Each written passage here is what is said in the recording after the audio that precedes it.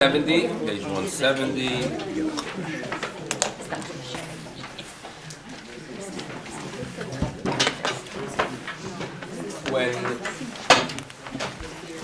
When we study the Chumash, we try to achieve a few things. So number one, the study itself is beneficial. There's value in the study of Torah. And then there are times that we could use information in our own personal journeys through life, how to become better people, how to learn about dealing with challenges. Sometimes we are inspired by the behavior of biblical personalities. At times, their tendencies are described in this text to tell us what to avoid. Don't be like them, right? Don't be a Bilam. Don't be a person who, due to desire, destroys the world. And there are times that we even take the magnifying glass and focus on the negative about people that overall we have a tremendous amount of respect for. But the commentators want us to understand that they were human, and as humans they make mistakes, and therefore let's learn from it. Now, there are other times that we turn to this text to give us guidance not so much as people and individuals, but rather what we would call national guidance. You know, the Jewish people, we're a funny group, right? We're interesting, we're complex. We could at times be a major pain. At times, not me, but in other words, members of our nation. But if you step back and look at the Jewish people, they're fascinating. The truth is, non-Jews who are not in awe of the Jewish people, that's a goyish cup. In other words, are you out of your mind? Look at these people and be honest. In other words, everyone's biased. Everyone believes that they're in the center of the universe, right? The Japanese, the people in Croatia. Every nation believes that they have something to offer. But study the 20th century and look where we're holding, right? There's something about the Jews, right? And there's something wrong with you if you don't appreciate what they have to offer. And, when in the United States, there's a lot of a discussion of affirmative action. In other words, we have to give opportunities to the African Americans because the fact is they were mistreated. And let's not forget about slavery and segregation. And all these things are true, and there are things that are debated and should be debated. But I can tell you that, years ago I remember turning on the radio in the United States and listening to someone by the name of Rush Limbaugh, which in some circles, you mention his names, people get very, very agitated. In other circles, some people hear his name and they get very excited. So let's put emotions aside. But the fact is that this is someone that is listened to by tens of millions of people, an effective voice in the United States. And when he was talking about affirmative action and talking about the fact how, we mistreated them in the 1860s, 1870s, and the truth is even into the 20th century, which he did not talk about. But he said, when I hear about a group that went through so much, and then I am told that we as a society have a responsibility of helping them because they have not recovered, I think about the Jewish people. That's what he said. And he said, I think about the Jewish people and I study what they went through, in the 1940s, and look at what they are achieving today. So this is Rush Limbaugh. This is a non-Jew. Why? He's honest. He recognizes there's something very fascinating about these people, right? Now, we from the inside have a responsibility, of course, of recognizing that, yes, that we are special. And yes, we are stubborn, and it's because we are stubborn we're still around, right? Am kshe oref.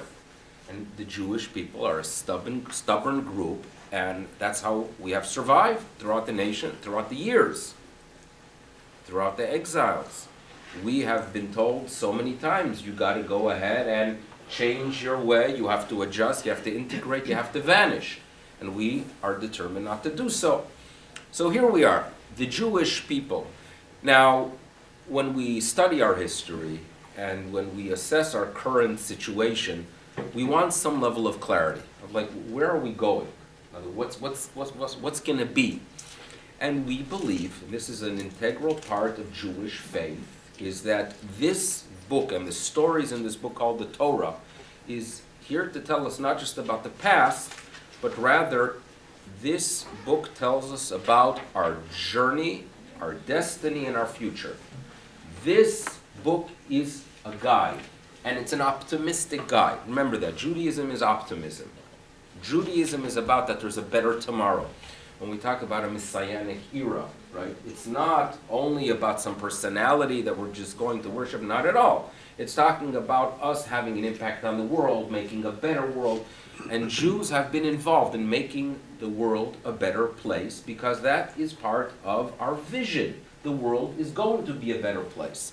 There is the part that we could do, and there is the part that we are waiting for the Almighty to kick in as well, because you need both. We can't do it on our own. But we indeed there's something about our nation, there's something very, very impressive. We turn to this book for guidance about our journey. And that's what we're going to focus on today. We're going to focus on Yaakov, who has ended his exile for a period of 20 to 22 years away from his home. He is returning to the land of Israel. And this return will have in it will be establishing the pattern for future returns, for the return of our ancestors after the years in Babylonia. And also we're going to find reference here to our journey and eventual return. That's what we're going to be discussing. So the portion itself starts off with Yaakov making his way into the land of Israel, a land that he was promised by God Almighty to be his morasha, to be a land given to him and his children, but nevertheless he asks for permission from his brother Esav. Now commentators deal with this, and we have dealt with this in the past as well, and I've shared with you that my father would note that the avot and imaot, right? Forefathers, foremothers, they behaved in specific ways, and by doing so, they established patterns for future generations.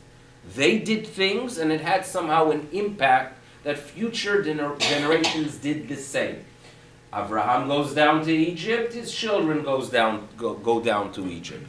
He left with great wealth, his descendants leave with great wealth. And my father would add that it is possible that Yaakov sensed that he might be doing something now that in the future could be beneficial. In other words, what's taking place here is he is entering into the land of Israel, and he's asking permission. And we ask ourselves, and Midrashim ask this question, wait a second, you're walking into your homeland. Do you need permission from Esav when God Almighty stated that this is your homeland? You turn to Esav, what's wrong with you? Right, this is what Midrashim ask. Well, it is possible that what is taking place here is that Yaakov sensed to enter the land of Israel and ignore circumstances, ignore the political challenges, ignore the armies that are around, is only possible if you are on the right spiritual level. If you are on the right spiritual level where God Almighty protects you, that's doable. But we're not always on that level. And there's going to be a time that Jews will enter the land of Israel, even if they are not the finest and even if they are not where they should be, but then they will need permission from the nations, permission from others. And this is what's taking place here, is he is establishing a pattern for the future. And we understand that that eventually occurred because during the second temple return, they make their way into the land of Israel, but they are granted permission from Koresh, from Cyrus. Why? This is not a nation that has reached where they should be. They are not on the right spiritual level. Permission is granted, therefore they can enter. And the same occurred 100 years ago. The nation of Israel, we were not where we should be. But nevertheless, the nations of the world, right, with Balfour and San Ramo, they give permission to the Jewish people, make your way home, right? Some of us, some did, some didn't, right? The rest is unfortunately history. But reality is the concept of the nations of the world giving us permission makes its appearance here. So this is really a theme of look at Yaakov's behavior in this week's portion and understand this is the journey of our people. And with that, we're going to focus specifically on a few short verses on page 174, where we're going to be reading about something that's very hard to comprehend, because here we have Yaakov making his way into the land of Israel by sending gifts to his brother to appease him, by preparing his camp for war, by turning in prayer to the Almighty, right? He is preparing. And he is in the process of actually physically transferring his household into the land of Israel. And this is taking place on page 174, in verse 23, where overnight he goes through the ford of Yabok and he transfers family members into Israel proper. And then in verse 25, on page 174, so we're going to read a few verses and then try to understand what is taking place here. Vayivater Yaakov levado. Yaakov was alone, so you have to envision this. He's in the process of transferring everyone, and then he most probably return back to where the camp was. And if you want to have a geographical image, you have to place yourself somewhere by the Jordan River where it is you could pass within the river itself, an elevated section, and family members now are already in the land of Israel. They are on the west bank of the river, and he perhaps went back to the east side, perhaps to look for some things that were left over, to be sure that everyone is indeed safe. And he is alone. Vayivater Yaakov levado. And what happens? Vayeavek ish imo. And suddenly this ish has some kind of wrestling match with him. And we have no idea who this ish is. He's not introduced beforehand. We don't know who he is. But Yaakov is having a wrestling match. And he's vayeavek. Interesting word there in modern Hebrew. Like heavkut. Fine, they got it from here. But what exactly is the root of this word we're going to have to address? And this, and I don't know about wrestling too much, but I assume that you don't do it throughout the night. And here he is wrestling with him ad alot hashachar. Okay, so up until this point, you know that he is wrestling with an ish. And now in verse 26, it appears that the ish is not successful. Vayar kilo yacholo, when this ish understands that he cannot overcome him, what does he do? Vayiga bechaf yerecho. So he struck Yaakov in the socket of his hip, right? A hip injury. Okay, and unfortunately, the hip of Yaakov is dislocated. Vateka, it moves upwards. Kaf yerach Yaakov be'af goimo. So a dislocated hip sounds painful. Now, Vayomer, and now the ish turns to Yaakov and says to him, Shalcheni, let me go already. Ki Allah hashachar, because it is dawn. Now, what does that mean? In other words, someone starts a fight with me and then says, hey, it's morning, let me go already.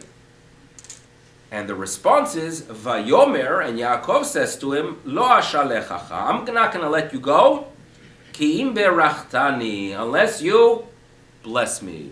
Okay, this ish attacks me, right? Beats me up, hurts my hip, and in the morning when he says, I want to go, so I have two options, either to finish him off or to tell him to please get out of here. And Yaakov says, no, you got to bless me.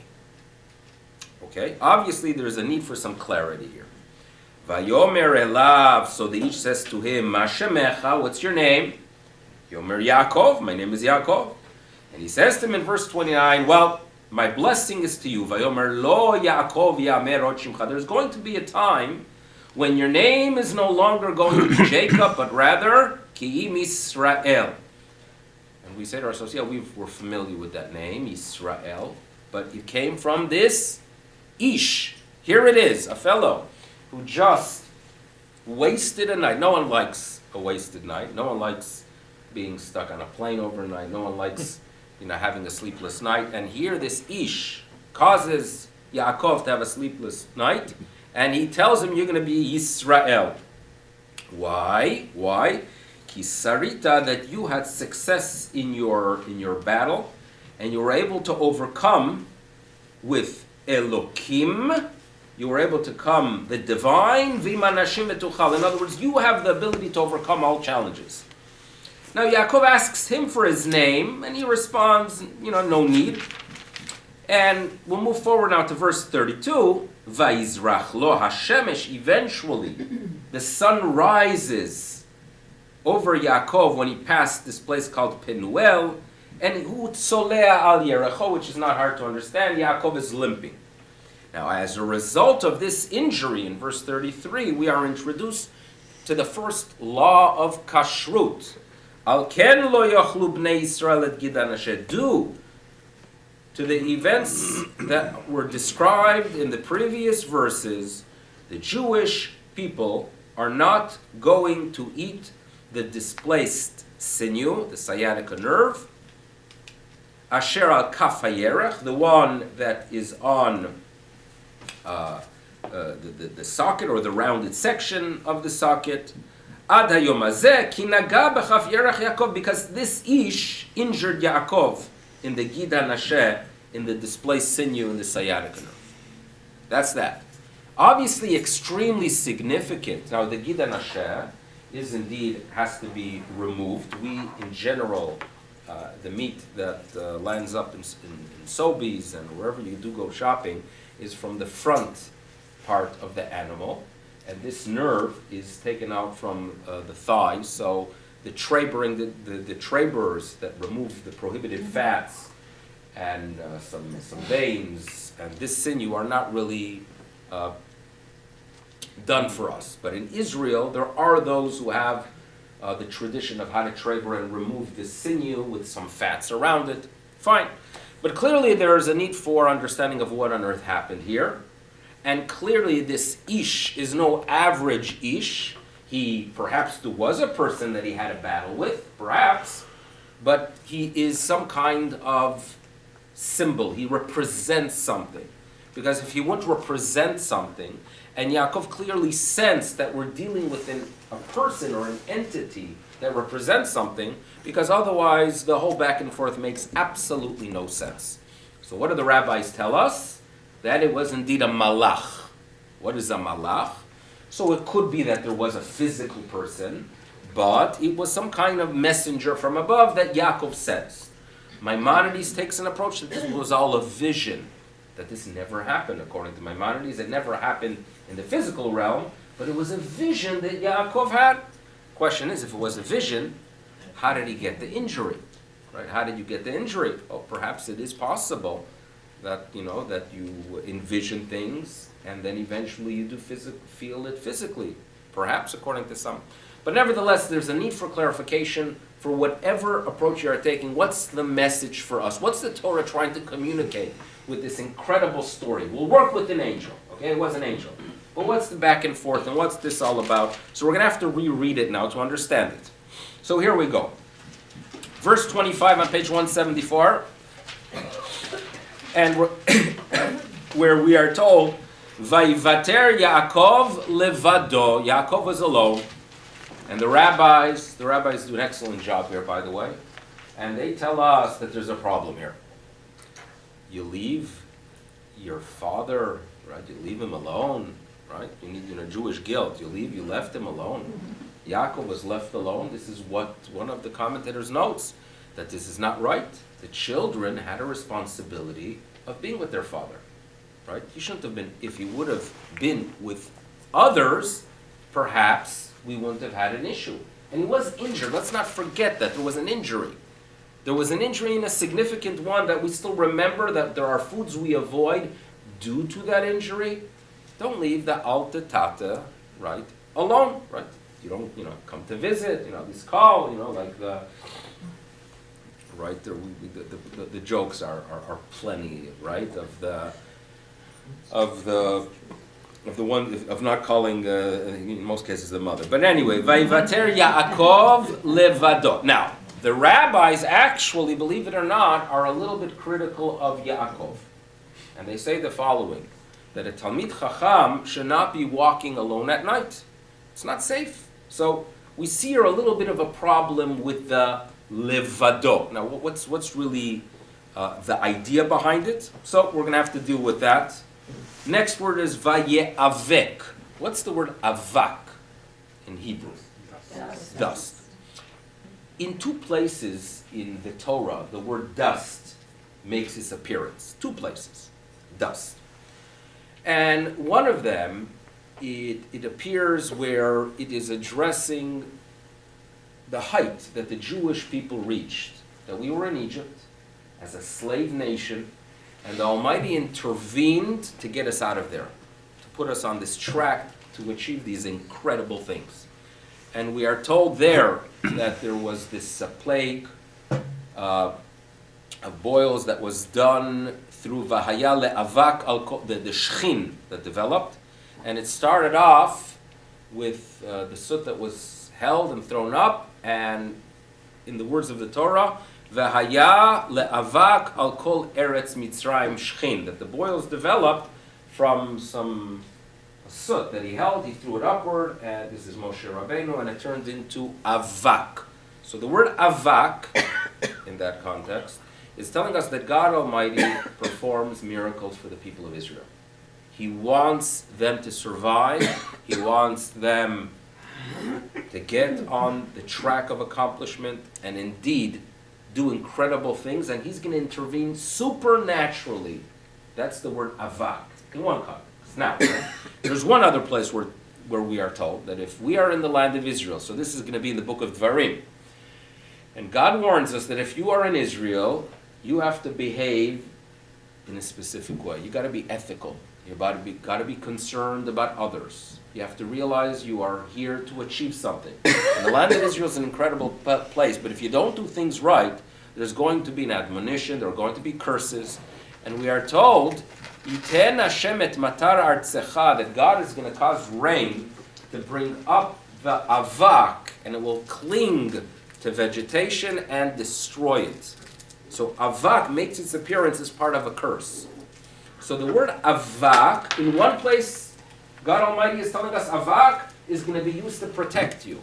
In another place, and the only other place, it is God is going to use avak to punish you. So it seems to be that avak is this struggle.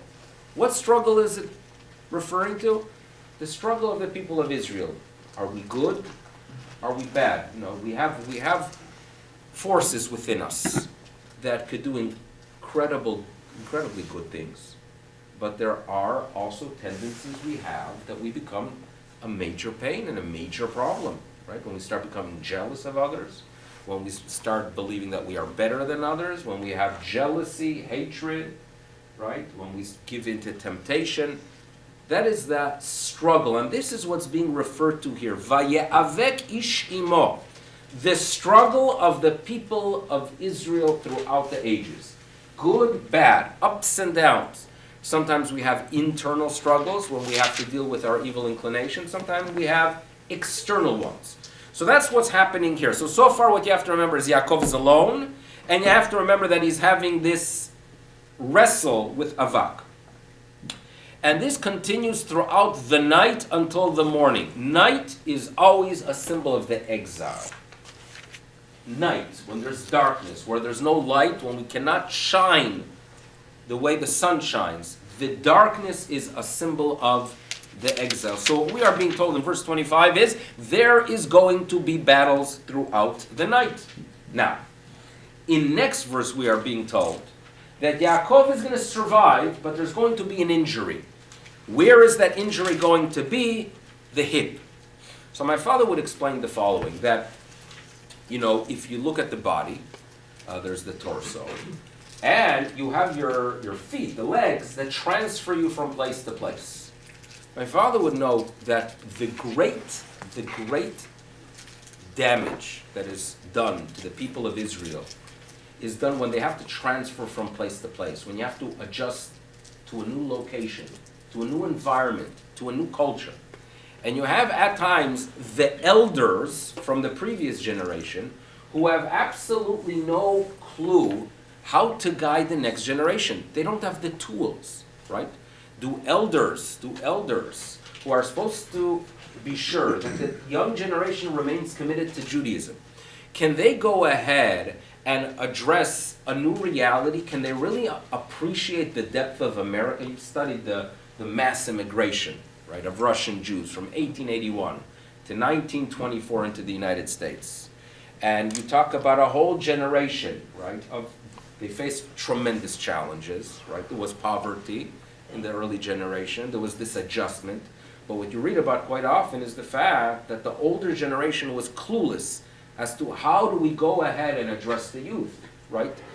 The youth, at a very young age, children pick up immediately the new culture, right? They learn very, very fast about what the interests of the next generation is. I remember, I'll never forget how we lived in Buffalo. We lived in Buffalo, and we sent our children to a Chabad school. It was a nice school. They did a very nice job there. And the children came from Chabad homes. So, what were the conversations about? The Rebbe and Shlichus, and about, things that are nice, that are harmless, very nice things. But they had zero background, zero knowledge of the sports world. That was not part of the culture. And then we moved to Memphis, to Tennessee, and that was a community school. And for the kids, they had to pick up very, very fast a whole new field, right? The NBA and the Major League Baseball and football, and they had to excel, of course, because that's part of it. So within a couple weeks, they already decided what teams they like, and their commitment. In other words, my oldest, his knowledge with the numbers of baseball, right? He became a goyim in knowing it but he knew exactly what the batting average of every single player in the St. Louis Cardinals. Oh yes, Cardinals. Why St. Louis? Because the minor league team was in Memphis. So there was a commitment there, and then this one picked their team. What happens is the next generation feels they have to be part of what society is about. The elders are clueless. And how do they look at the elders? How are the elders viewed? As people from a different planet, because they're from a different generation and from a different region. That is the major problem when you have to transfer the body from place to place. The injury happens by the hip, the section of the body that connects movement to the main part of the body. This is how my father viewed this injury. And boy, have we suffered from those movements, right? The amount of Jews that we've lost. Look at the numbers in North America of Jews that were there, right, 100 years ago. And figure out how many Jews there have been today in the United States, right? And you look at them, you realize there's a problem there of assimilation. And where are their values? When at least 60 years ago, they had a commitment to Israel that kept them Jewish, right? When there was a commitment, when they valued, when they saw themselves part of Israel, right? When Kirk Douglas made the movie in the 1960s of Cast the Giant Shadow, Hollywood, which is very Jewish, as you do know, felt this connection to Israel. But what happens when it's detached from Torah a generation later, right? This is no longer the same thing. Where are they today? That's the hip injury. And the hip injury is quite often the result of a levado, when the elders are alone. In other words, if the elders would get information, if the elders would communicate with the younger generation, right? And sometimes it means even that the 75-year-old rabbi, it doesn't mean that that's an old age, I'm just saying that a 75-year-old rabbi needs to communicate with a 30-year-old rabbi. And sometimes institutions in this day and age understand very well that you cannot just have the head of the yeshiva who's an 80-year-old individual, if you don't have someone there that's going to be a role model in his late 20s, because they are from indeed a different generation. You cannot have the levados. So much of Judaism is about elders recognizing you cannot be detached. There's this story in the Talmud that the great Rabban Gamliel, who was the leader of the generation, there was an issue in the study hall, and he mistreated Rabbi Yehoshua, who was younger. Eventually, he went to visit his home to try to reestablish a relationship, and he walked into Rabbi Yeshua's home and he saw the poverty. So the elder turns to Rabbi Yeshua and he says to him, "Boy, I didn't know how poor you were. This is very sad to see." And the young rabbi turns to the old rabbi and he says to him, "Woe to a generation, oy ledor, she'ata parnasa, woe to a generation that you are its leader. She'i ata yodea b'tza'aran shel talmidei chachamim, that you have no clue what's flying." In other words, woe to a generation that the elders are detached. Woe to a generation that the elders are levado. That is the problem. That there has to be an understanding that, with all due respect to tradition, these are all magnificent things that you could share stories from the past. Know what has happened and know how to address it. You talk about the Young Israel movement. The history of the Young Israel movement. It was that problem, basically, that they were addressing. That synagogue meant to the young generation where a bunch of old people come and they talk in Yiddish, right? And they sell aliyahs, that they come to a house of worship, and what they are doing, it sounds like a marketplace. For the young generation, this seemed absurd. It's a foreign language. It's with activities that belong in Eastern Europe, not on the Lower East Side.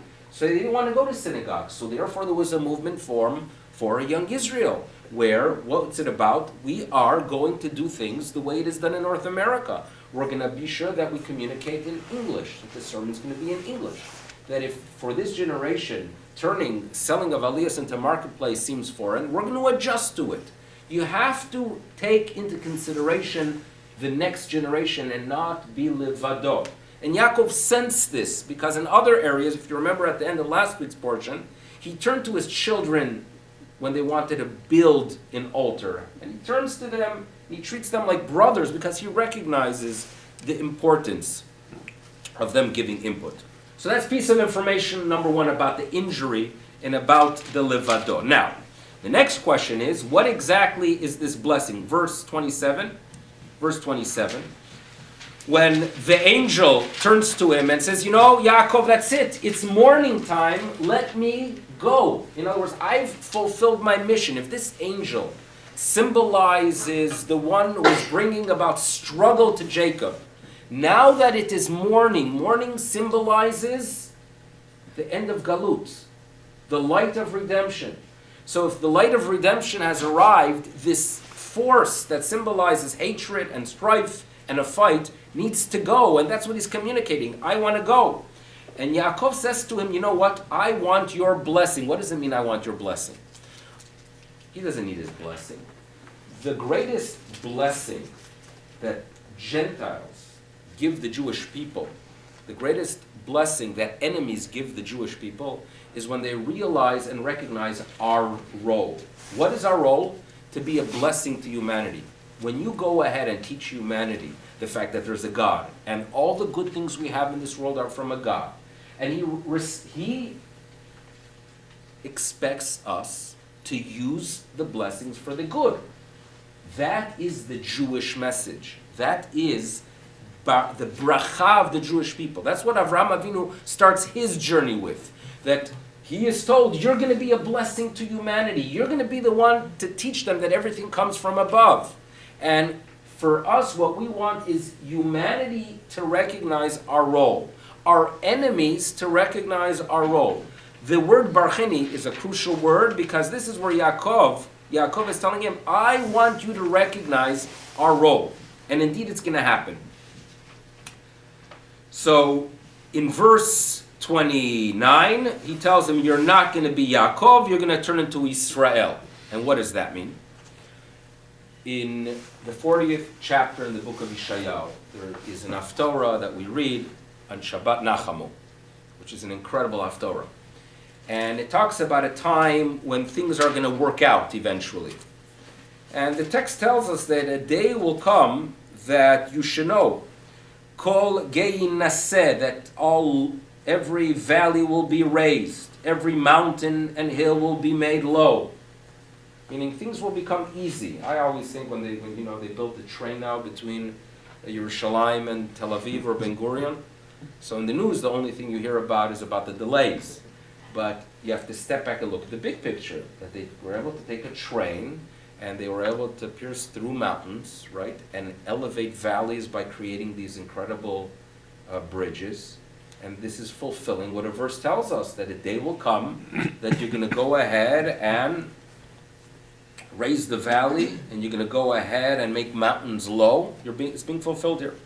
The next statement in that verse is, listen carefully here, V'haya ha'akov lemishor. This is in the book of Yeshayahu. V'haya ha'akov, the crooked will be straight. And the rabbis tell us, the word akov, crooked, relates to Yaakov. And the word mishor, the crooked will become straight, that refers to Israel. And that's the Messianic era. The Messianic era is when the Jews will no longer be viewed as crooked, but be viewed as straight. Now, why are the Jews viewed as crooked? So, you have to remember that we have a mission as a nation. We have two missions. One is a mission to preserve ourselves.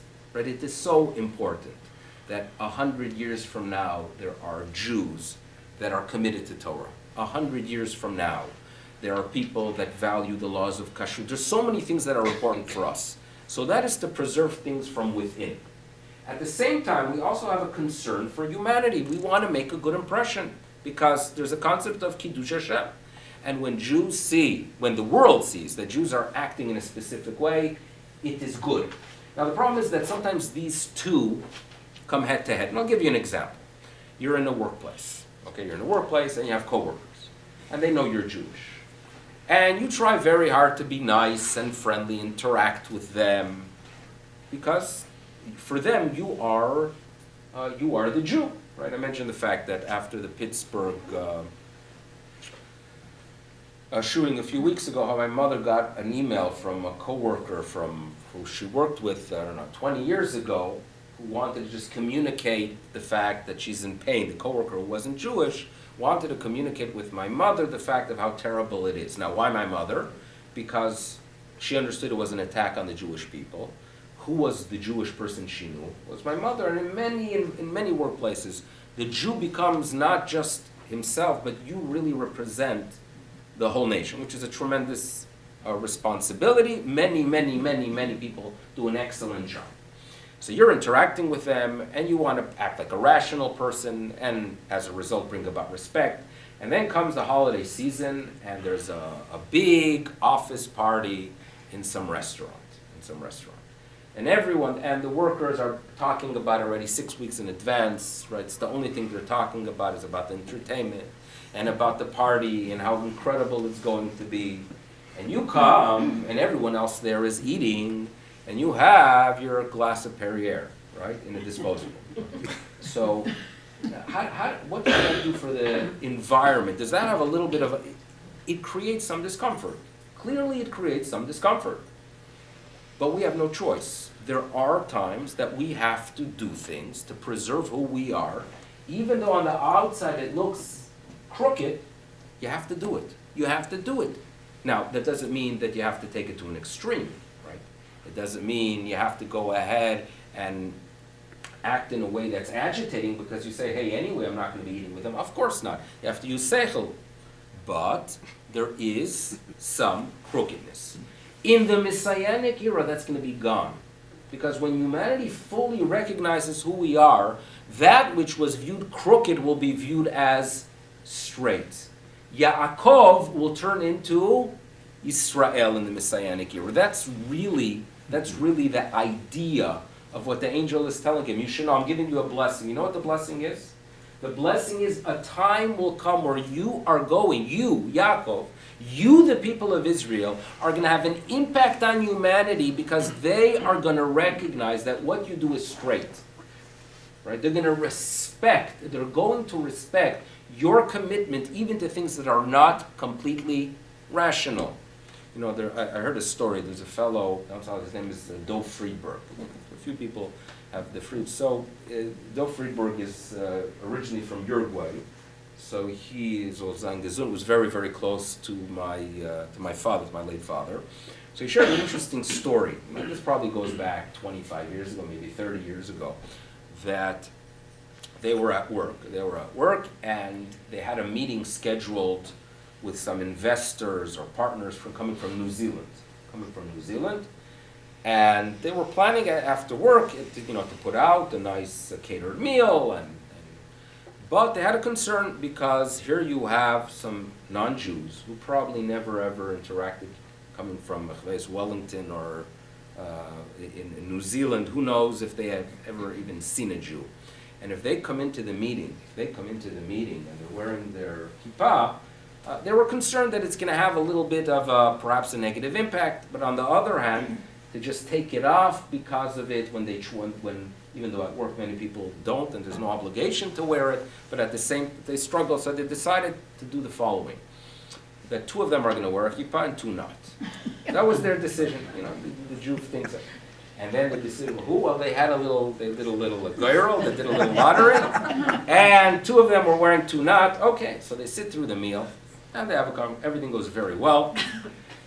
And at the end of the meal, one of the investors from New Zealand turns to the 2 of them who are wearing a kippah, and he says to them, "You should know that we study the Bible, and to sit here and interact with you as you are wearing something that symbolizes your faith, your religion, your tradition, it really brought warmth to us. And we have such a respect for you." And they were gushing to the 2 who are wearing a kippah. And the other 2 were just sinking into their chair, not knowing what to do with themselves. Right?